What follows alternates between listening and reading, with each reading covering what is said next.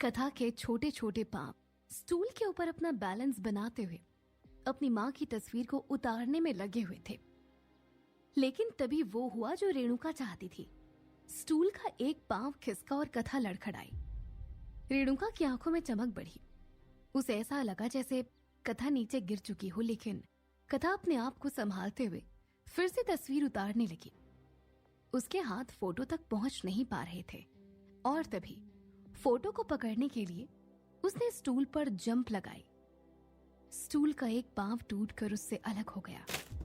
रेणुका खुशी से हवा में उछल पड़ी। उसे अपनी जीत सामने दिख रही थी, लेकिन तभी उसने हंसना बंद कर दिया। कथा अपने हाथों में मां की तस्वीर लिए स्टूल पर बैलेंस बनाते हुए नीचे उतरी और सीधा कमरे से बाहर निकल गई। रेणुका को मानो सांप सूंघ गया था। वो कुछ बोल नहीं पा रही थी। उसकी मां भागते हुए उसके पास आई और पूछा, कैसे बच गई ये? रेणुका आश्चर्य से बोली, पता नहीं मां, ऐसा लगा जैसे किसी ने स्टूल को उसके लिए पकड़ रखा हो। मैंने तो दोनों पांव स्टूल के ढीले कर दिए थे, फिर भी बच गई। उसकी मां ने कहा, सिर्फ बची नहीं, अब वो जा भी रही है, तेरी पहुंच से दूर। भागकर रेणुका ने छत से देखा तो कथा टेडी बेयर संभाले अपने गाड़ी में बैठ रही थी और हारी हुई रेणुका वहीं फर्श पर बैठ गई। अपनी सारी दिक्कतें और परेशानियों को 10,000 फीट नीचे छोड़ कथा मल्हान परिवार के संग शिमला की वादियों से दूर जा रही थी। बस कुछ और घंटे, फिर वो एक सुरक्षित जगह जा पहुंचेगी जहां उसे सिर्फ प्यार मिलेगा। ये सब सोचते हुए कथा ने अपनी मां की तस्वीर को अपने दोनों हाथों से कसकर पकड़ लिया। ना जाने फोटो पकड़े कथा की आंखें कब लग गई। पास की सीट पर बैठे सत्येंद्र मल्हान ने कथा के चेहरे की तरफ देखा। एक झलक मानो उन्हें अपनी प्रीति नजर आई। आखिर इतने सालों बाद बेटी न सही अपनी नाते मिली है। यही सोचते सोचते उन्होंने प्रीत की तस्वीर को कथा की बाहों से आहिस्ते से खींचा। अपनी बेटी को देखते ही न जाने वो कहाँ खो गए। उन्हें वो दिन आज भी याद है जब पूरे दिन काम करने के बाद उनकी थकान प्रीत को देखते ही खत्म हो जाती थी। अपनी बेटी को राजकुमारी से कम ना समझते थे वो। अचानक तस्वीर से चेहरा हटाते ही सत्येंद्र चौंक उठे। कथा उन्हें घूर रही थी। कथा ने पूछा, नाना, अगर मम्मी को आप इतना प्यार करते थे तो मम्मी इतनी दूर क्यों चली गई आपसे? कथा के इस सवाल ने सत्येंद्र के मन में मानो यादों की बाढ़ ला दी। वही यादें जो सत्येंद्र की 10 साल की नींद चुरा ले गए थे। वही बर्बाद के दिन और रात, और एक दिन सब कुछ खत्म हो गया था। इन यादों ने सत्येंद्र के चारों तरफ अंधेरा ला दिया था। उनके कानों में वही पुरानी चीख गूंजने लगी। इस आवाज से परेशान होकर उन्होंने अपने कानों को दोनों हाथों से कस के ढक लिया, लेकिन वो आवाज दूर जाने का नाम नहीं ले रही थी और तभी उन्हें सांस लेने में दिक्कत होने लगी। हांफते हुए किसी तरह वो कथा को इशारा कर रहे थे, लेकिन कथा कुछ समझ नहीं पा रही थी। और तभी जोगिंदर ने उन्हें देखा और वो भागते हुए उनके पास आया। पापा जी, क्या हुआ आपको? सत्येंद्र के मुंह से एक शब्द नहीं निकल रहा था, बल्कि उनकी आंखें बंद होती जा रही थी। अगले ही पल भागकर सत्येंद्र ने बैग से दवाई निकाली और चिल्लाते हुए बोला, somebody give me water। लेकिन तभी अचानक सत्येंद्र को राहत महसूस हुई और उन्होंने जोगिंदर से कहा, दवाई तो मुझे, मैं पानी खुद ले लूंगा। इतना कहकर सत्येंद्र वाटर बॉटल लेने के लिए पेंट्री की तरफ बढ़े। कथा अपने नाना के पीछे पीछे चलने की कोशिश करने लगी, लेकिन जोगिंदर ने हाथ पकड़कर उसे अपनी सीट पर बिठा दिया और कहा, क्यों रे, बहुत शौक है ना तुझे अपनी माँ के बारे में जानने का?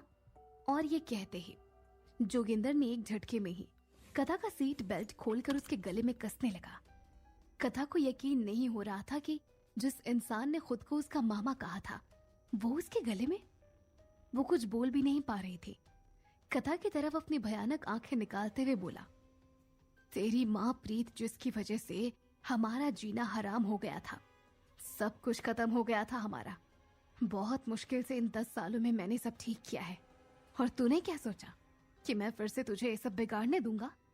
2 दिनों के लिए मेहमान बनकर आई है तो मेहमान बनकर रह, और फिर वापस चली जा जहां तेरी औकात है। कथा की आंखों से आंसू गिरने लगे और जोगिंदर उसके गले के ऊपर सीट बेल्ट को और कसने लगा। बेचारी कथा के मुंह से एक शब्द भी नहीं निकल पा रहे थे। सिर्फ अपने हाथ पांव पटक कर वो हेल्प मांगने की कोशिश कर रही थी। उसे लगा वो अब मरने वाली है, लेकिन तभी उसने महसूस किया कि उसके गले का फंदा ढीला हो चुका है और जोगिंदर की आवाज में बदलाव आ गई है। जोगिंदर सीट बेल्ट को उसके कमर में लगाते हुए बोला, और हम इस तरह सीट बेल्ट को लॉक कर देंगे, बस। कथा को कुछ समझ नहीं आया कि ये क्या हुआ, लेकिन तभी उसकी नजर अपने नाना पर गई, जो पानी का बोतल लेकर वापस आ गए थे। कथा को समझने में देर न लगी। सत्येंद्र हंसते हुए कथा से कहते हैं, ठीक है किया, अभी बस उतरने ही वाले हैं हम। क्यों बेटा, तैयार हो ना अपना नया घर देखने के लिए? डरती हुई आंखों से कथा ने बस अपना सर हिलाया। उसके मन में डर का तूफान खड़ा हो गया था। वो सोचने लगी, उसे नहीं जाना अपने माँ के घर, दूर अनजान शहर में। इतने सालों अपने जिस घर में मर मर के जी रही थी, उसी घर में बढ़ना उसे बेहतर लगा। उसका मन हो रहा था कि वो चिल्ला उठे और प्लेन का दरवाजा खोलकर बाहर कूद जाए, लेकिन भागने का कोई रास्ता नहीं था। और अगले ही पल प्राइवेट जेट के पहिए चंडीगढ़ के एयरपोर्ट पर उतरे। मल्हान परिवार राजकीय तरीके से कथा को उनके महल मल्हान मेंशन लेकर आए। उस विशाल मेंशन को देखकर कथा के सामने बचपन की राजा रानियों की कहानी आंखों के सामने घूम गई। ये महल उन कहानियों में बताई गई महलों से भी कुछ कम नहीं था। मासूम आंखें जैसे और भी चमकने लगी। चेहरे का डर धीरे धीरे आश्चर्य और खुशी में बदलने लगा। देखते ही देखते गाड़ियों का काफिला घर के सामने आकर रुका। सारे घरवाले और अनगिनत नौकर वहां आकर खड़े हो गए। देखकर लग रहा था जैसे कोई राजकुमारी वहां आई हो। घर का सबसे पुराना नौकर शंभू खुश होकर सत्येंद्र से कहता है, मालिक, छोटी दीदी के लिए मैंने प्रथा दीदी का कमरा साफ करके तैयार रखा है। आइए, मैं इन्हें अंदर ले जाता हूँ। शंभू की बात से नाराज होकर सत्येंद्र ने कहा, क्यों? कथा प्रथा के कमरे में क्यों रहेगी भला? इतने बड़े महल में और भी कमरे हैं। उसकी माँ का कमरा भी तो खाली है। शंभू की तरफ इशारा करते हुए उन्होंने कहा, जल्दी से छोटी मालकिन का कमरा तैयार करो, उसकी बेटी उसी के कमरे में रहेगी। आदेश पाते ही सारे नौकर छोटी मालकिन का कमरा तैयार करने लगे। वही महल के कोने में अम्बरीश की पत्नी रश्मि अपनी जेठानी आरती से मुंह चढ़ाकर कहती है, देखा भाभी, कैसे एक ही दिन में ये 2 कौड़ी की लड़की ने पापा जी का दिमाग घुमाया है। हमारे बच्चे 500 करोड़ के मालिक होते हुए भी एक कमरे में शेयर करके रहते हैं, और ये महारानी एक बड़े कमरे के बिना नहीं रह पाएगी। पता नहीं और क्या क्या मांगेगी ये यहाँ। इतना सुनते ही आरती ने रश्मि को रोकते हुए कहा, रश्मि, ऐसे नहीं कहते। आरती अपने होठों को तिरछा करते हुए बोली, मांगेगी तो तब ना, जब वो यहाँ रहेगी। तुम बिल्कुल चिंता मत करो, हमारे घर के छोटे सेना ने अपना काम शुरू कर दिया है। खुशखबरी में देरी नहीं होगी। रश्मि को कुछ समझ नहीं आया, लेकिन वो जानती थी कि छोटी सेना जब भी कुछ काम करती है तो वो अपने काम को अंजाम देती है। विशाल महल का सबसे खूबसूरत कमरा जो प्रीत का था, अब उसकी बेटी कथा के लिए तैयार था। कमरे में घुसते ही कथा को चक्कर आने लगा। उसने सोचा कि पूरा राजविला मिलकर भी मल्हान मेंशन के एक कमरे की बराबरी नहीं कर सकते। इतना बड़ा कमरा देखकर खुशी से कथा नाचने लगी, और नाचते नाचते अचानक दीवार में टंगी एक तस्वीर दिखी। उस तस्वीर में एक बहुत सुंदर दिखने वाली लड़की नाचने के ढंग से खड़ी थी, और उसका पूरा शरीर रेशम की साड़ी और गहनों से भरा हुआ था। देखकर लग रहा था किसी नगर की राजकुमारी हो।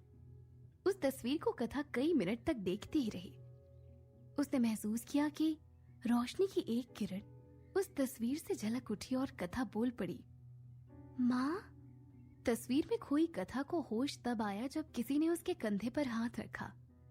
पीछे घूम कर देखी तो 5 बच्चे अलग अलग उम्र के कथा के सामने खड़े थे। उनमें से जो सबसे बड़ा अंश, जिसने कथा के कंधे पर हाथ रखा था, कथा को हाय करते हुए बोला, हम सबको छोटी सेना कहते हैं और दादाजी ने कहा है तुमसे दोस्ती करने के लिए। तो ये है मीना, अंजू, समीर और राहुल। हाय हाय। सारे मिलकर उसे हाय कहने लगे। फिर अंश बोला, चलो फिर, यहाँ क्या खड़ी हो? कहते ही कथा का हाथ खींचने लगा। कथा को कुछ समझ नहीं आया और उसने अंश से पूछा, अरे कहाँ ले जा रहे हो? अंश ने समझदारी से जवाब दिया, अरे अगर इस घर को नहीं पहचानोगी तो कैसे रहोगी यहाँ? और इस घर की सबसे इम्पोर्टेंट जगह तुम्हें दिखाना है। इतना बोलकर अंश उसे सीधा बाहर ले गया। पर इन बच्चों में छुपी उस राज को कथा अपनी भोली आंखों से देख ना पाई। जब अंश ने इशारे से मीना की तरफ देखा, वहीं सत्येंद्र अपने ऑफिस की खिड़की से बच्चों को दौड़ते हुए देखकर मुस्कुराए और जोगिंदर से कहा, देखा, बच्चों को घुलने मिलने में जरा सा भी समय नहीं लगता। ये तो मिट्टी जैसे होते हैं, बिल्कुल नरम। इतना कहते ही उनके चेहरे से खुशी गायब हो गई और भारी आवाज में उन्होंने कहा, मगर हमारा काम अभी शुरू ही हुआ है जोगिंदर। प्रीत 9 सालों से गायब है, मगर उस कौशिक के हिसाब से प्रीत उसे मिली और फिर कुछ साल बाद गायब हो गई। नहीं, उसके बाद पे मुझे बिल्कुल भरोसा नहीं। मेरी प्रीत ऐसी नहीं कि 2 साल की बच्ची को छोड़कर भाग जाएगी। जरूर इसके पीछे कोई बड़ा राज है जो कि हमें पता करना ही पड़ेगा। सत्येंद्र की बात सुन जोगिंदर कुछ सोच में पड़ गया। फिर कुछ समय बाद अपने पिता से कहा, आप बिल्कुल भी चिंता न करें पापा जी, मैंने अपना काम शुरू कर दिया है।